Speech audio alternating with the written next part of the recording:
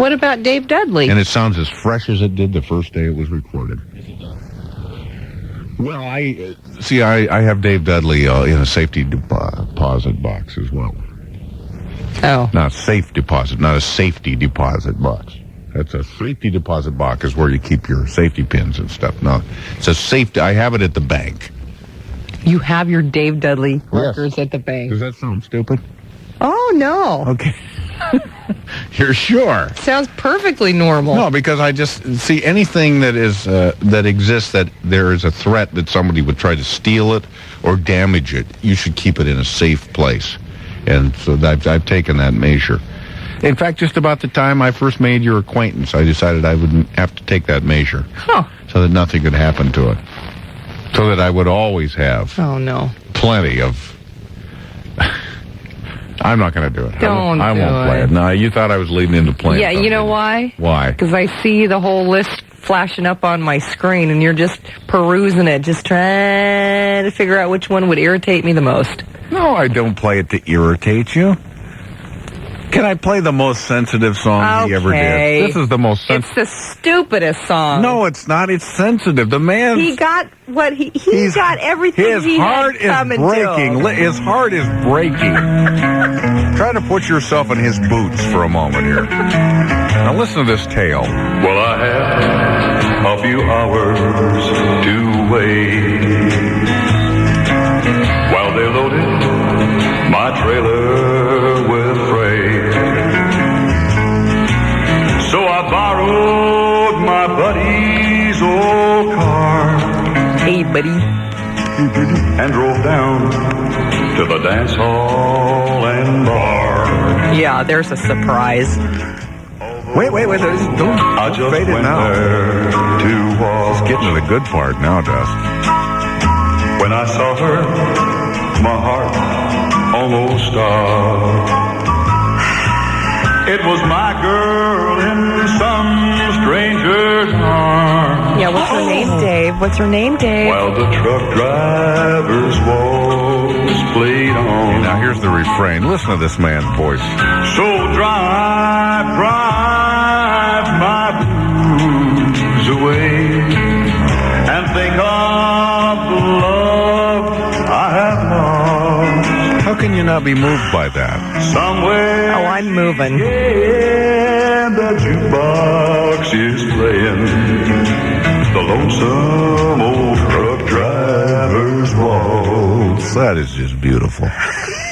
It's beautiful. What are you talking about? I get goosebumps when I listen to that. He was cheating on her probably, and she said, I'm not sticking around for you're this. Extrapolating a bunch I'm tired of his drinking. I'm tired of his traveling. I'm tired of him speeding, and I'm tired of him boozing. That is not fair. That is not fair. What happened. There's nothing in that song that indicates that at all. This is a sequel. No, it's not a sequel. You can't base what's in this song on any other songs that he did. Yes, you can. No, you can't. Yes, you can. No, that's wrong. Besides, I've never heard anything in any of his other songs that indicate that he's anything other than just a good guy. So I don't even know where you're getting that. Yeah, I don't know. I must be making it up. Like this one, for example. I got on my wheels and I went on the town dragging. I hit a big old tree, looked like I wrecked the beer wagon. I see a lot of people that put up with scratch lenses. LensCrafters optician Tracy Sylvester. A scratch lens means... Lens. Available at LensCrafters. Helping people see better, 1 hour at a time.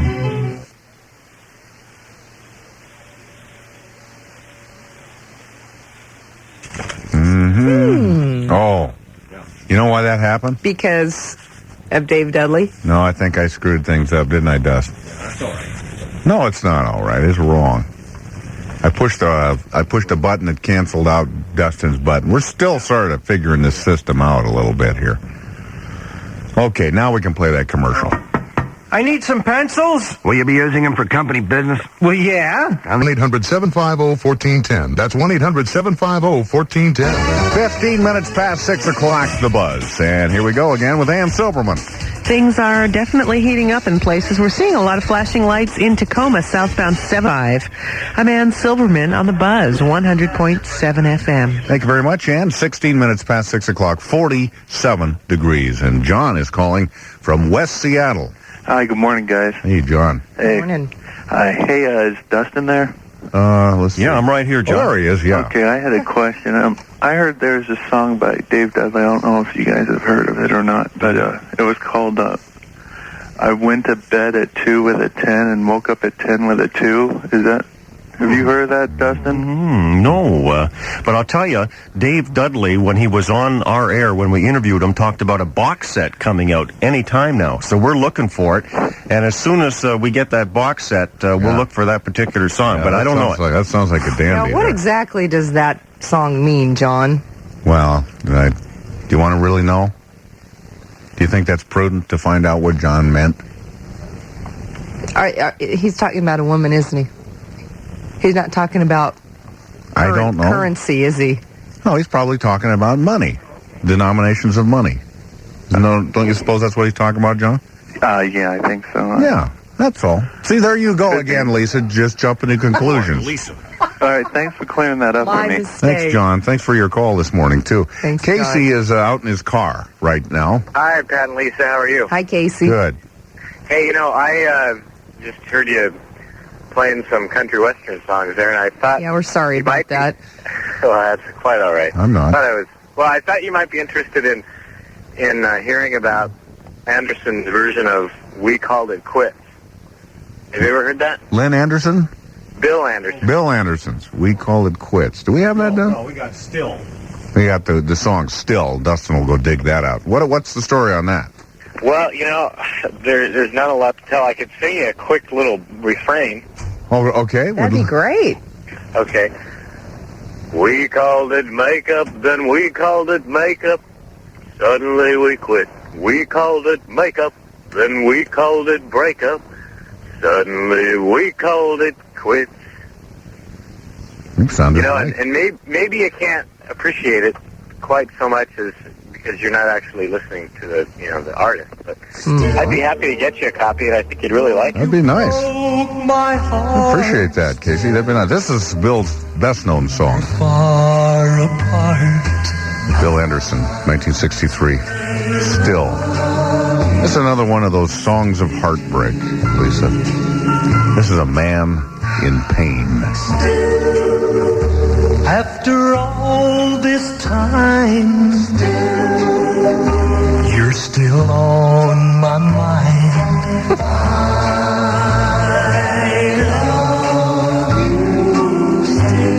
Quit your sniveling! 19 minutes past 6 o'clock. I don't understand why you don't... you're laughing at that. See, women always say men aren't sensitive enough. I know. And then here's a man who displays a great measure of sensitivity, and you laugh at him. I didn't mean to. I'm sorry. Can we get that I'm sorry on tape, Dustin? I'd like to have that there. That'd be good. Well, anyway, maybe we should move. You want another song? Another verse. I've lost count of the hours, and I've lost track of the days. Yes. In fact, I've lost just about everything since you went away. Everything, that is, except the memories you left me. And that's one thing that no one can mar. Okay, you're right. I'm sorry. Grand opening time is here. Look for the sign, you're in Les Schwab country. Les Schwab country is now Federal Way country. Stop it. The cars more Americans trust.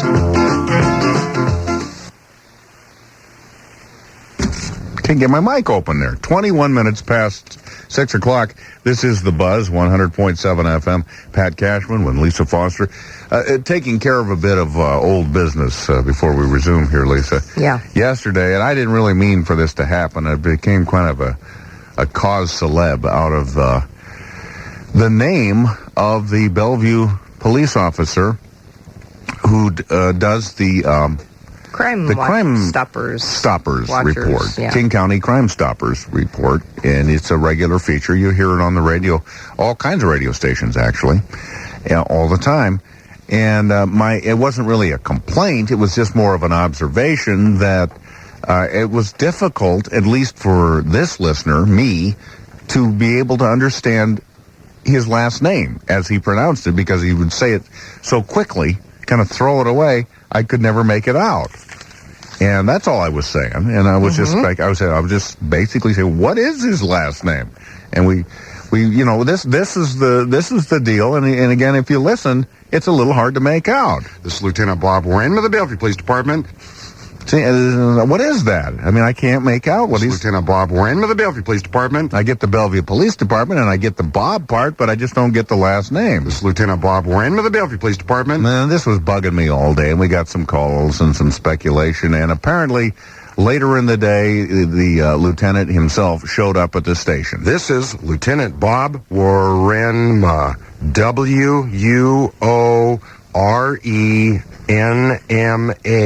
of Crime Stoppers. We're watching you, Cashman. Keep it up, and you could hear this. Yikes. See, I knew that was going to... I knew there was going to be a backlash just for asking a simple question.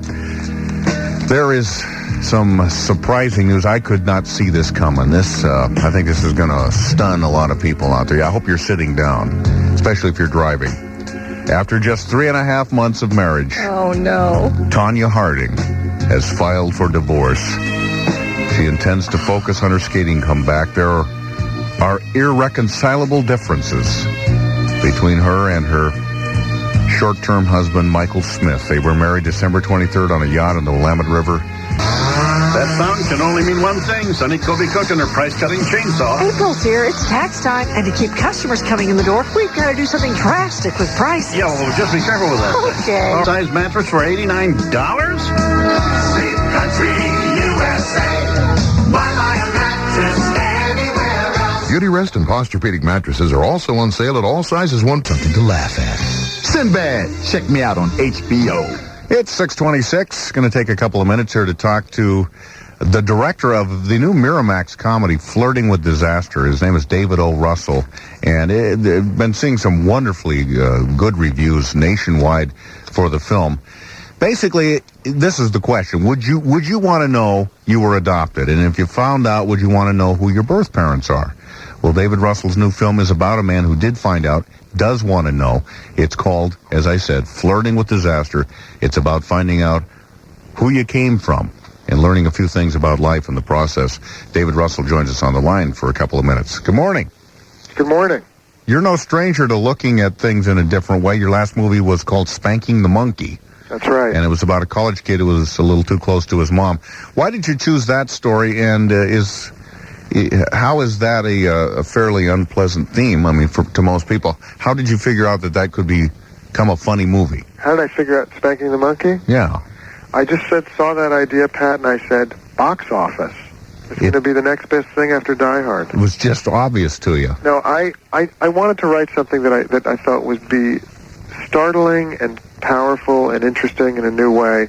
And there's so many movies today and so many stories, and I kind of wanted to go somewhere where a movie hadn't gone before. And I knew it would be an art film, and it was a blessing that it became an art house hit. I don't think it's a comedy. I think it has comedy in it, but the distributor ended up emphasizing that because they were terrified that people would. Yeah. Is that bewildering to? I mean, it has to be to a director to watch how his film is promoted, because once it's done, then it's kind of out of your hands how it is sold and packaged. Well, I kind of, unfortunately, am a very controlling, invasive person, so I end up sticking my nose in there. I'm learning a lot about it. I think that Miramax is doing a good job with Flirting with Disaster. It is startling, though. You start out, but that happens every step of the way, Pat, because you start out, it's in your head, and then you put it on the page, and it's a little different. And then you get the cast, and that makes it a little different. And then you edit it, and it just keeps changing. Well, you got quite a cast. Mary Tyler Moore, Lily Tomlin, Alan Alda, Ben Stiller. Were these disparate personalities that it was hard to keep them all happy, or did the cast get along together pretty well? Desperate? Disparate. I know you said disparate. But I wanted to make a joke. I'm sorry. My last show was a shock jock show, so I have to. The MO there is be as vulgar and as funny as you can be. Okay. Well, here, let me shock you.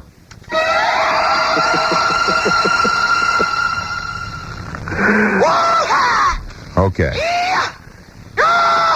Okay, now back to the interview with David Russell. You know, what's great about that is, see, that's the Seattle way, because you can just stay really mellow, and you let the tape be psychotic for you. Yeah, man. That's right. That was actually a live human being there yelling. Can you poke it with a stick in the stage? Is that it's what a it is? branding iron that we use. Oh, my here. God. Now, that cast in that Getting film... back to the cast, well, as long as you could keep the crack pipes out of their hands, they were all very happy. Who was the heaviest user of the crack pipe? Was that Mary Tyler Moore. Yeah. You can't get her to keep her shirt on either. Yeah, I hear you on that. She didn't have that in the script. She's getting the most press for acting in a way Now the time I take my shirt off, David, I said, cool it. But she really does. She's going to shock some of her fans in this film, isn't she? She wanted to do something different. You know, the way I got the cast is I wrote a script, I wrote it 15 times, and I weeded out what I thought was lame and predictable, because the key to a smart comedy is that it's unpredictable. It has an emotional subtext to it that you never know where it's going to go. And they all loved the script. And the second part of attracting them was that Miramax was extremely hot on Pulp Fiction at the time. And these actors said, well, here's a model I can follow. It's a young filmmaker with a good script. I will take a fee cut and get to do something really interesting. You know, with a Miramax film. Where are we talking to you? Or where are you at? Where am I? Yeah. I'm in a cabin in Montana. In Montana. You might be curious to... In a small cabin? Is it tar paper? Cabin. Yeah, I've got a little... You know, I'm a little angry about the way computers have been changing the world. Anyway, I don't want to go into that. Yeah, okay, because I know you can't really... You're probably going to be available for a little longer, because I don't think the post office opens for another hour and a half. Movie. David, hang on the line for a second. We're going to update people on traffic around these parts, and then we'll get back talking to David Russell, director of the new Miramax comedy, Flirting with Disaster. Well, that might be a good setup for traffic now, too. Here's Ann Silverman. Yeah, in some places it is. Southbound 5 near the King-Snohomish County line. We're hearing reports of a 4-car accident in the left lane, so troopers are headed to the scene. And in Tacoma, southbound on 705 as you head towards the Tacoma Dome and I-5. Big light show. Tacoma police are on the scene of some sort of crime. And again, that may be causing some brake lights. Some slowdowns. Northbound 5 down the South Center Hill due to earlier accidents. As you head across Lake Washington, no problems there. The Valley Freeway definitely building in volumes through Auburn. 405 a little slow through the S-curves. Roadways are still extremely slippery, so take it easy. And this traffic report, a service of the Seattle Times.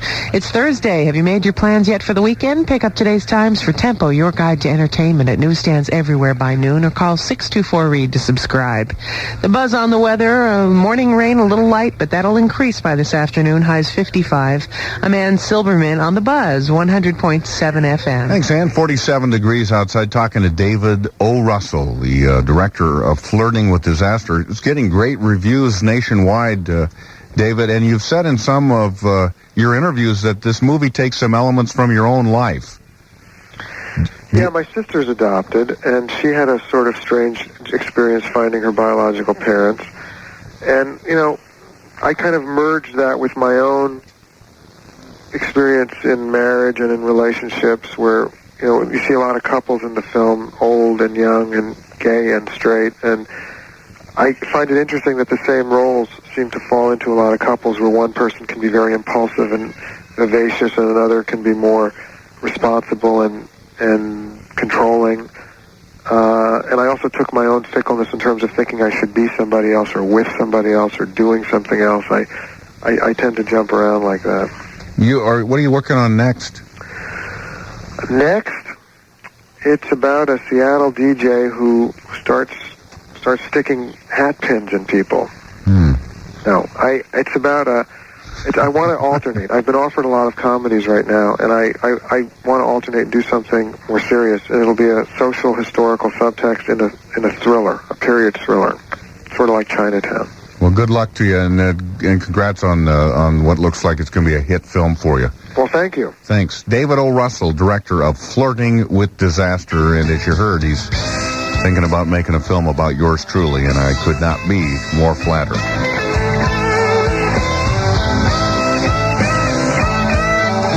It's 6:34. This is The Buzz, 100.7 FM.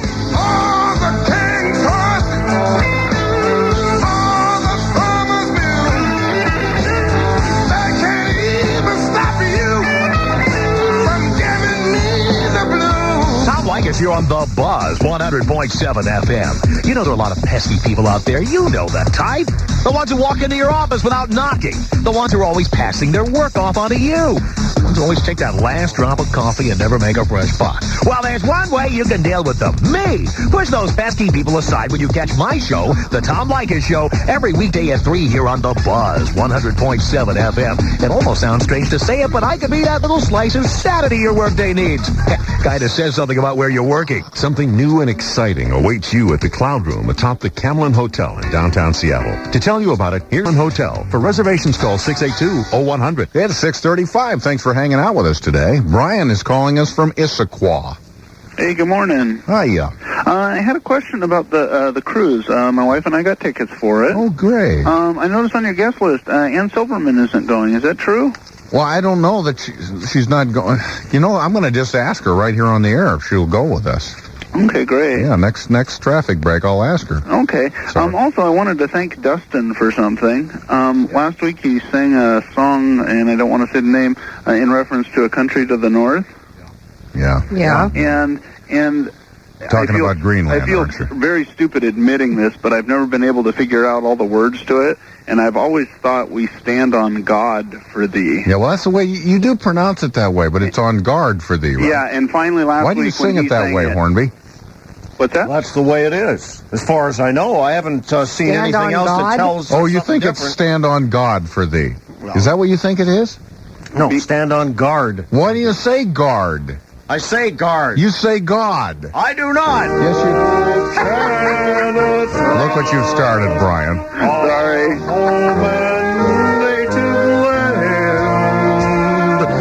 True patriot love in all the sun's command. With glowing hearts we see thee rise, the true north strong and free.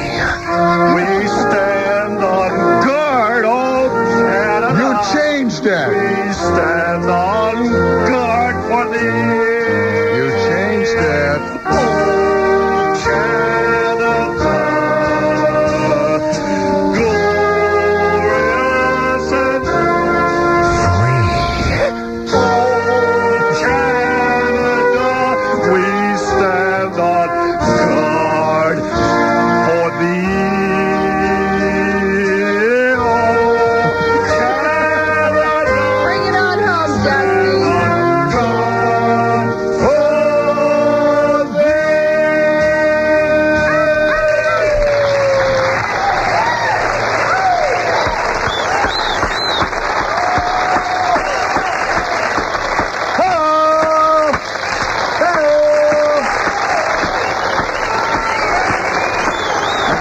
Thank you very much. Thank you very much. Thank you.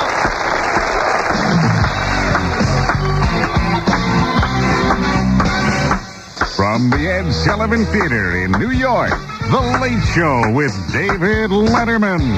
Top 10 list. Sponsored in part by Sears. Puerto Rico. From the home office in Grand Rapids, Michigan, top 10 signs your accountant is nuts. Oh my God, it's tax time again. It's tax time again, just around the corner. Top 10 signs now that your accountant is nuts. Here we go, number 10. In several places on your tax form, he's written, give or take $1 million. Number 9, tells you to put all your money into British cattle futures. Number 8, you notice that his calculator is just a broken VCR remote. He insists that there's no such number as 4, number 7 there. Number 6, he laughed at the Bob Dole background check. Oh, I'm sorry. That's a sign he's hypnotized. That's a mistake right there. Number 5. Number 5, counts family of squirrels living in your yard as dependents. Number 4, advises you to save postage by filing your taxes telepathically. Number 3, instead of CPA license, he's got a framed photo of a shirtless Alex Trebek. Well, that would be something. Number 2, demands that you call him the unaccountant. And the number 1 sign that your accountant is nuts, He's got a 1040 form tattooed on his ass. There you go. Don't forget to join David tonight when his scheduled guest will be Michael Schwimmer, Pavarotti, and Bolton. That's tonight on the CBS Television Network. Copyright 1996, Worldwide Pants Incorporated. It's 6:40. This is The Buzz, 100.7 FM. Finding the perfect house happened for Cheryl Cuffle when she went to a Coldwell Banker Springs. Call First Choice before you buy. 682-COPY. Good morning, everybody, and welcome to a new feature on the morning show. We call it Make Fun of Someone Else's Mistake. Today, we're going to make fun of that cheesy announcer on the Letterman show. Listen to his mistake when he calls David Schwimmer, Michael Schwimmer, he's the guy on Friends, and then he, instead of saying Michael Bolton, he just says Bolton and Pavarotti. He gets the whole thing mixed up. Let's make fun now of the announcer on the Letterman show once again. Here it is. Don't forget to join David tonight when his scheduled guest will be Michael Schwimmer, Pavarotti, and Bolton. That's tonight on the CBS Television Network. Copyright 1996, Worldwide Pants Incorporated.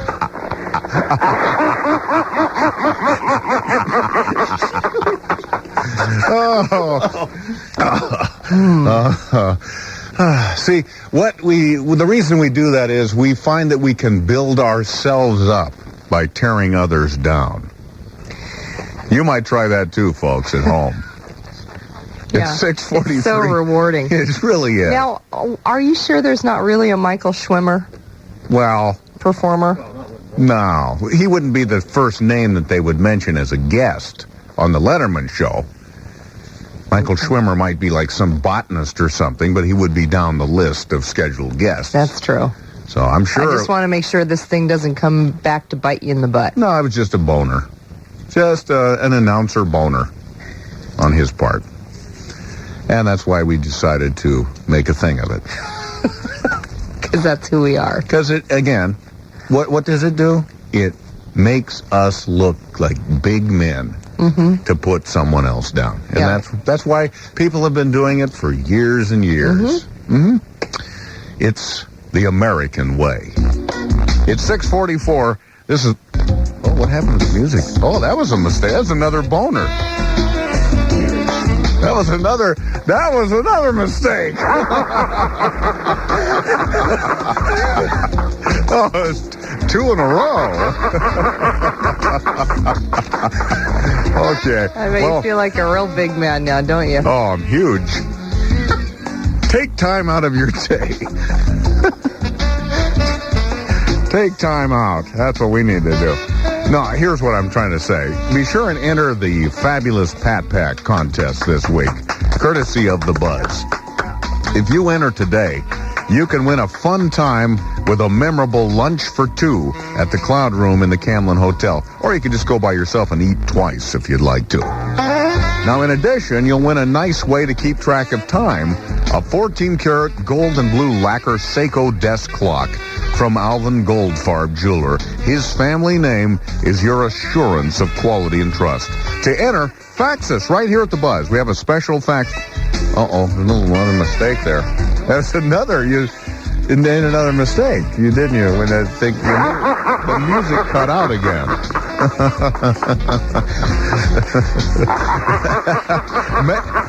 Here's the special fax number I was talking about.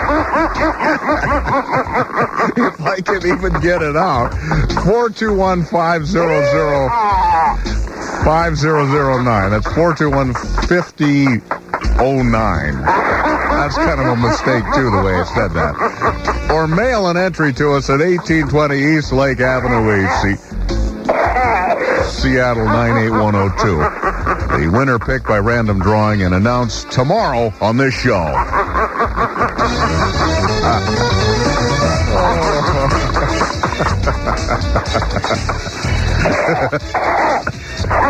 Bring that up again and we'll vote on it, Rosie.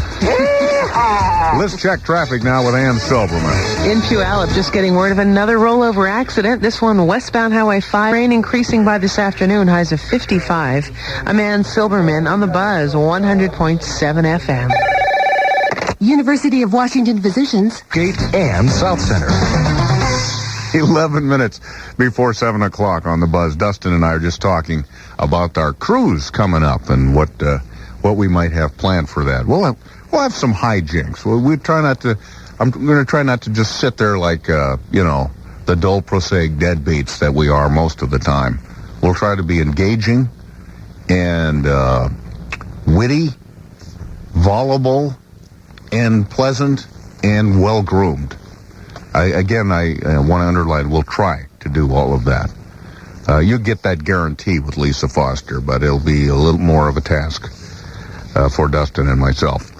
And, of course, the cruise I'm talking about is the Buzz Morning Cruise into Spring. We'll call it the Buzz Spring Cruise. We're going to hop aboard the Argosy Cruise, one of the Argosy cruise ships. And it's going to be Thursday night, April 25th. I guess it'll be 2 weeks from today, won't it? Or is it out next week? Yeah, 2 weeks from today. 2 weeks from today. 6:30 to 8, so it's just an hour and a half, a very pleasant and a beautiful cruise. And also we'll have delicious bagels, courtesy of Big Apple Bagels for you to munch on, seafood hors d'oeuvres, courtesy of Deli Deluxe Catering, and a variety of prizes as well. And as like I mentioned, some surprises and some degree of spectacle. Let me put it that way. There'll be some things there that you cannot see on the radio. Okay? So let me leave it at that. Yeah. The cruise is only $11, and it really wouldn't be the same without you. So I hope you'll order your tickets today by calling Argosy Cruises. Here's the number. Write it down because I don't know if that they're up and at it yet, but later this morning. 623-1445. 623-1445. Spring Cruising Time brought to you by Albertsons Hotel Vintage Park, Greg's Japanese Auto, Argosy Cruises, and the Buzz, 100.7 FM. And you know what I did? I forgot to ask Ann if she was coming along. I zoned on that again. What is the matter with you? I've just done this badly. You don't ask, you don't put her on the spot on the air. Is that wrong? What do you think? What's etiquette here? I should send her a formal invitation. No, you should just tell her off the air that we really want her to be on the cruise with us. Yeah, and we do. And then if she doesn't have plans, can she join us? Because you don't want to put her on the spot. No, I don't. I don't want her to feel obligated to come, Yeah. Okay, I guess I better go, or these guys will think, the less.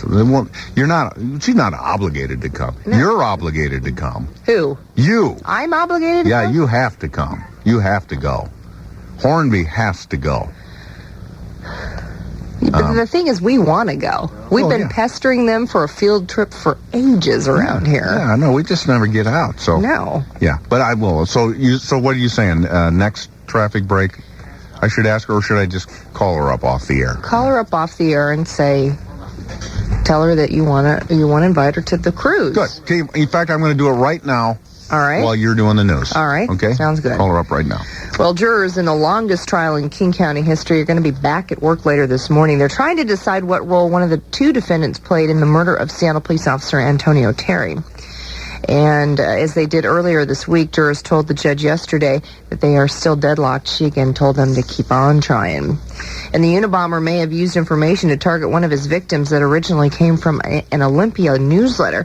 The Buzz's own Brennan Hazelton has more on that story. As we first told you yesterday, investigators are looking at a letter believed to be written by the Unabomber that says New Jersey executive Thomas Mosser was killed because his public relations firm helped Exxon clean up its image after the Valdez oil spill.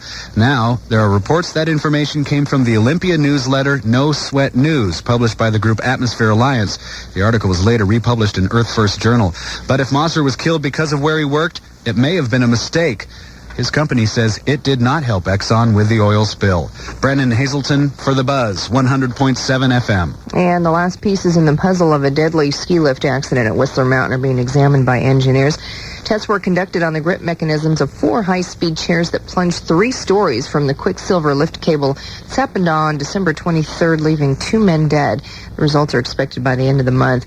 The grips were rebuilt to their original standards in November after an unoccupied chair fell from the lift during preseason testing. That lift was recertified before the mountain opened for skiing. Republicans are demanding an apology from Bryant Gumbel after the television anchor said on the air the GOP failed to express their condolences to Ron Brown's family. Gumbel asked if the lack of apology was, quote, politics as usual or just plain bad manners, unquote. A press secretary for the Republican National Committee says the tragedy would never be treated in a partisan way. She says Gumbel's remark was inflammatory. RNC Chairman Haley Barbour, who had publicly expressed his own sympathies to Brown's family 6 days earlier, asked today for a retraction and said he had been assured that the matter would be rectified. And a smelly package caused quite a stir at the Federal Way Post Office. The manager of the Postal Center on 9th Street called police to report a rancid odor coming from a box. A return address wasn't legible, so she suspected that the package might contain a bomb. The King County Bomb Squad examined the parcel and found it contained, get this, a decomposing animal carcass. Isn't that nice? Police left the package and its stinky contents with the post office to throw it away.